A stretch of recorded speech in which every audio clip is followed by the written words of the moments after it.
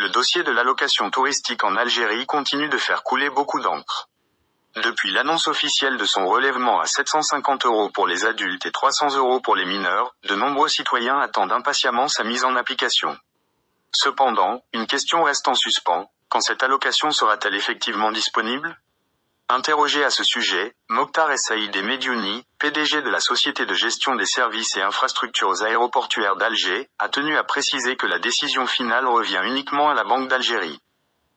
Nos services étaient entièrement prêts pour l'ouverture des bureaux de change dédiés à l'allocation touristique, a-t-il affirmé.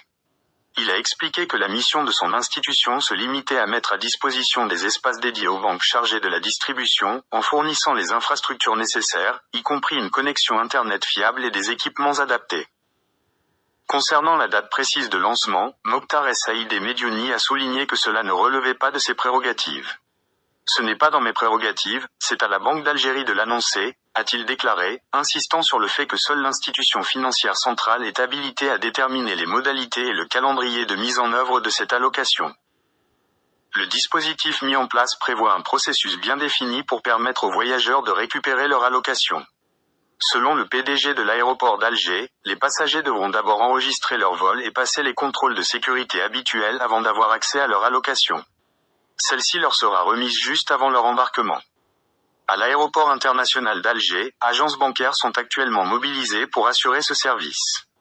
Un premier bureau de change est spécifiquement dédié aux pèlerins de la Omra, tandis qu'un second prendra en charge les voyageurs des autres destinations internationales, a précisé Mokhtar Essaïd Mediouni. La mise en place de ces bureaux de change à l'aéroport s'inscrit dans une dynamique d'amélioration des services financiers pour les voyageurs. L'objectif est d'éviter les longues procédures administratives et de permettre aux citoyens de retirer leur allocation dans un cadre sécurisé et contrôlé. Toutefois, malgré les infrastructures prêtes à fonctionner, l'absence d'une date officielle continue de susciter des interrogations. De nombreux voyageurs espéraient pouvoir bénéficier rapidement de cette mesure, notamment à l'approche des périodes de vacances et de pèlerinage. Cette attente prolongée a alimenté plusieurs spéculations, certains suggérant que la Banque d'Algérie pourrait encore être en phase d'étude des modalités pratiques avant d'officialiser la mise en application.